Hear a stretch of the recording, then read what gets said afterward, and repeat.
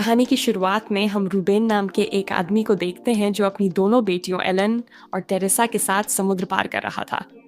उनके साथ टेरेसा का बॉयफ्रेंड जेवियर भी था। जेवियर काफी आलसी स्वभाव का था, जिस कारण रूबेन उसे बिल्कुल पसंद नहीं करता था। अचानक एक मोसासोरस उनकी बोट के पास मंडराने लगा। रूबेन और उसकी बेटियां डर गईं। वो चारों तरफ देखने की कोशिश करते हैं, लेकिन उन्हें कुछ दिखाई नहीं देता। तभी मोसासोरस अचानक उनकी बोट को पलट देता है, जिससे सभी पानी में गिर जाते हैं। जेवियर बोट के अंदर फंसा हुआ था, लेकिन वो दरवाजा खोलकर बाहर निकल आता है। उसी समय बोट पूरी तरह उलटकर डूबने लगती है। रूबेन और उसकी बेटियां बोट के ऊपर चढ़ जाती हैं। जेवियर भी तैरकर ऊपर आ जाता है। अचानक मोसासोरस उसे खाने के लिए आता है, लेकिन जेवियर तेजी से बोट पर चढ़ जाता है और उसकी जान बच जाती है। अब बताया जाता है कि डायनासोर लौटे हुए लगभग 32 साल हो चुके थे, लेकिन बदलते मौसम की वजह से दुनिया दोबारा खतरे में आ गई थी और डायनासोर फिर से लुप्त होने लगे थे। अब सिर्फ इक्वेटर के पास मौजूद डायनासोर ही जीवित बचे थे।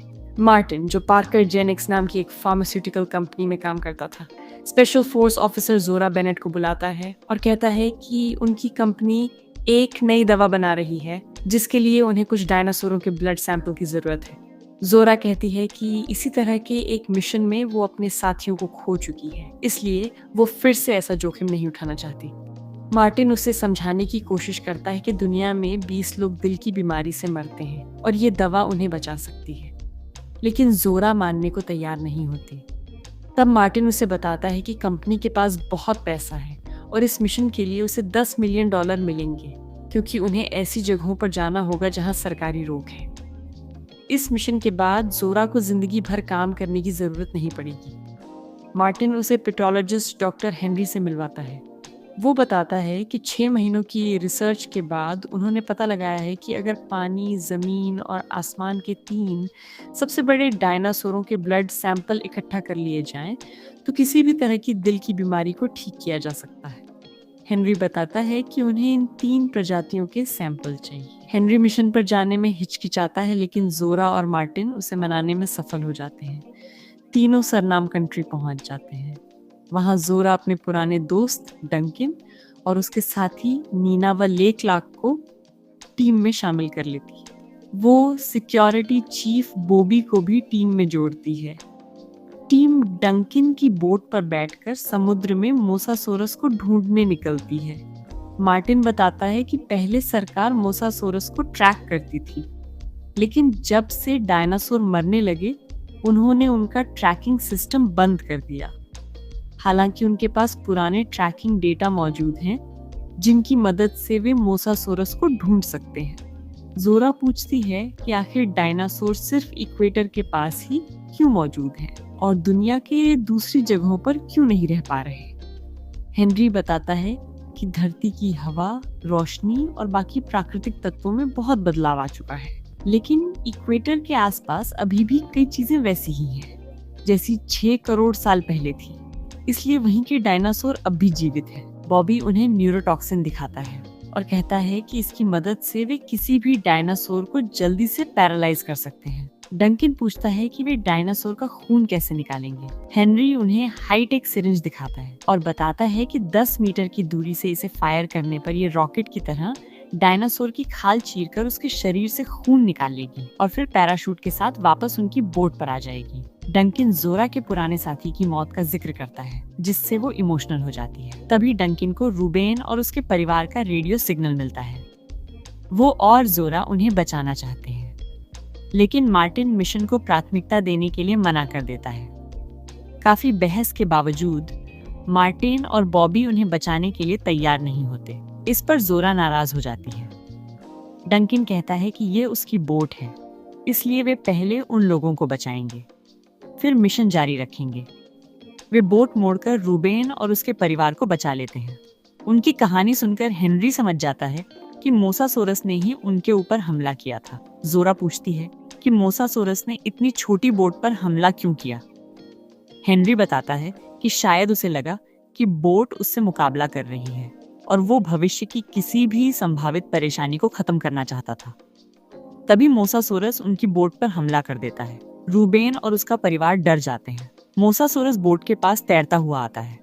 जोरा मौका देखकर मोसासोरस को शूट करने की कोशिश करती है। वो पानी में गिरने ही वाली होती है, लेकिन खुद को रस्सी से बांधकर संतुलन बना लेती है और सिरिंज को मोसासोरस पर फायर कर देती है।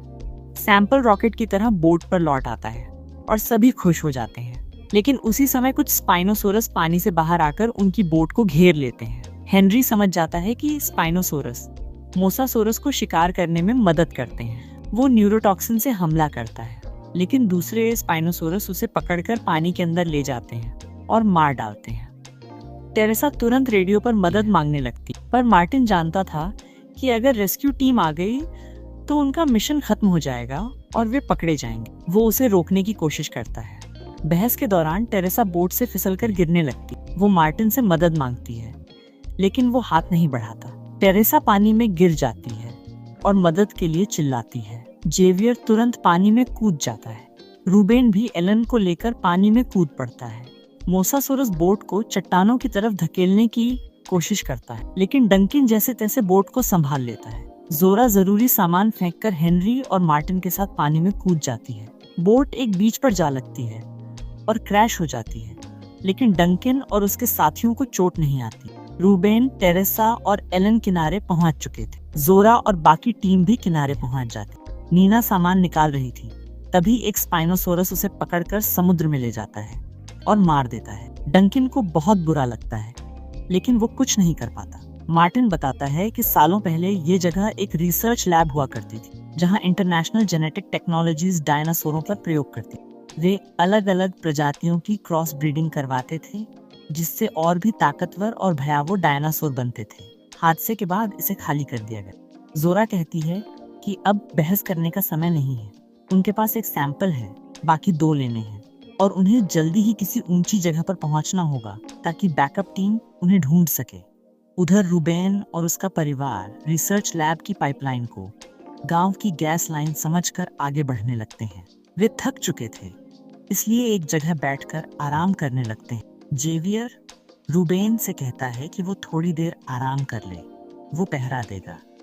रूबेन हैरान होता है क्योंकि जेवियर आमतौर पर हर समय आराम करने की सोचता था और पहली बार उसने जिम्मेदारी दिखाई। रूबेन कहता है कि पहले उसने उसे गलत समझा था। कुछ देर बाद एक एक्सिस डायनासोर एलन के पास आ जाता है। एलन उसे कैंडी दिखाकर अपने पास सुला लेती है। उधर जेवियर शांति से हल्का हो रहा था। तभी 2 रैप्टर उसके पीछे आकर उस पर हमला करने लगते हैं, लेकिन तभी एक उड़ने वाला डायनासोर रैप्टर पर हमला कर उसे मार देता है और दूसरा रैप्टर डरकर भाग जाता है। जेवियर डर जाता है, पर उसकी जान बच जाती है। आराम के बाद रूबेन अपने साथियों के साथ आगे बढ़ता है। वो एक्सिस डायनासोर अब भी एलन का पीछा कर रहा। वो उसे पेट बना लेती है और उसका नाम डॉलर्स रख देती है। अचानक जेवियर एक खाई में गिर जाता है। उसे बचाने के चक्कर में टेरेसा और बाकी सब भी खाई में गिर जाते हैं। डॉलर्स किसी चीज से डरकर वहां से भाग जाता है, जिससे एलन हैरान हो जाती है। वहां उन्हें एक आयरन शेल धातु संरचना दिखाई देती है। टेरेसा को लगता है कि वहां इमरजेंसी बोट हो। रूबेन के पैर में चोट लगी थी, इसलिए वो जेवियर को उसके पास छोड़कर खुद बोट ढूंढने चली जाती है। पास ही एक डायनासोर मृत डायनासोरों को खा रहा था। वो टेरेसा पर हमला करने आता है, लेकिन पास ही एक टी-रेक्स सो रहा था। टी-रेक्स को देखकर वो डायनासोर डरकर भाग जाता है। रूबेन और जेवियर टेरेसा से वापस आने के लिए कहते, लेकिन वो नहीं मानती और शेल के अंदर जाकर बोट ढूंढने लगती।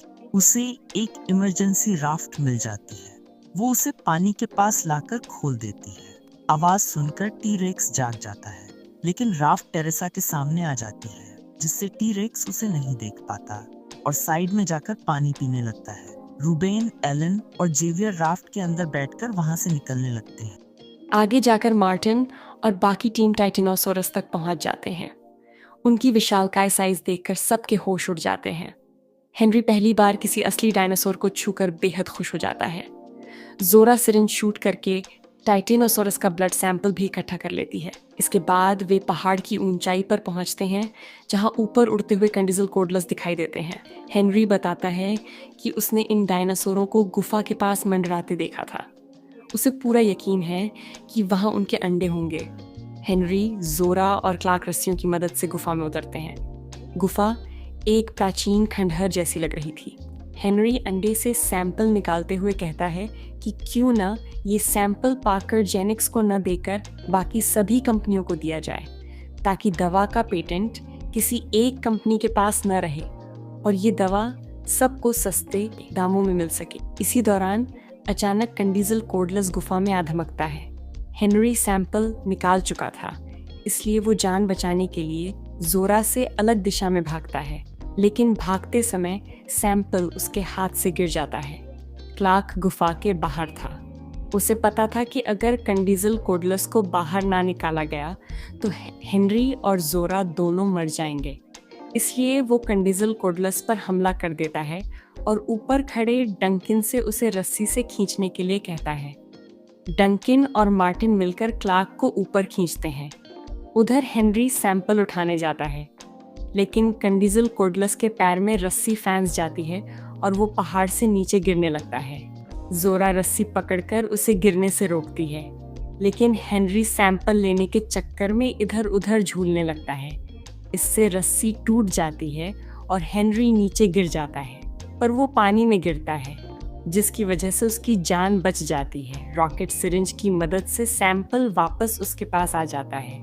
उधर डंकिन और मार्टिन मिलकर क्लार्क को ऊपर खींच ही रहे थे कि कंडीजल कोर्डलेस उसे पकड़कर निगल जाता है। फिर वो मार्टिन और डंकिन पर हमला करने लगता है। करीब ही खंडहर की सीढ़ियां देखकर डंकिन भागकर नीचे कूद जाता है और मार्टिन को भी साथ ले आता है। जोरा भी रस्सी के सहारे नीचे पहुंच जाती है। रूबेन और उसका परिवार राफ्ट की मदद से डायनासोर रिसर्च लैब के पास पहुंच जाते हैं। कुछ समय बाद जोरा और बाकी टीम भी वहीं पहुंच जाती है। जूते के ताज़ा निशान देखकर जोरा टेरेसा और उसके परिवार को ढूंढने निकलती है। कुछ समय खोजने के बाद जोरा को टेरेसा और उसके साथी मिल जाते हैं। टेरेसा मार्टिन को देखकर भड़क जाती है। वो उसे पानी में गिराने का आरोप लगाती है। डंकिन उसे रोकता है क्योंकि मार्टिन के पास अब गन थी। जोरा पूछती है कि उसके पास गन कैसे आई, जबकि टीम कोई हथियार नहीं लाई थी। मार्टिन बहाना बनाता है कि वो किसी को मारने नहीं आया, वो सिर्फ सैंपल इकट्ठा करने आया है, इसलिए जोरा उसे बैग दे दे।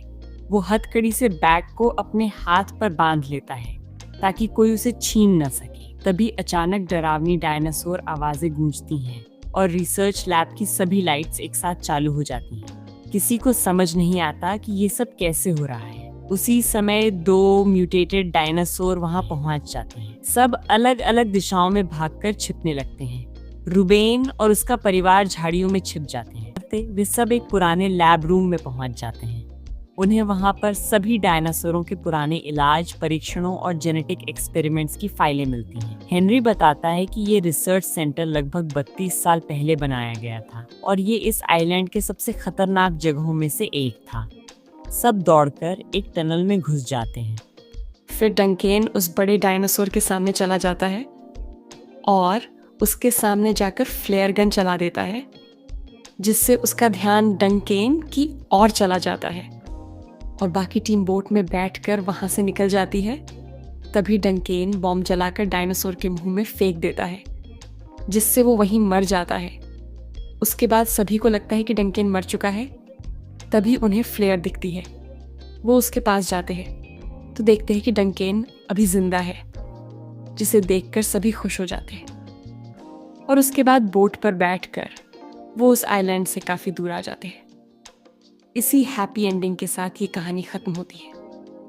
ऐसी और मजेदार मूवी देखने के लिए चैनल को सब्सक्राइब करें।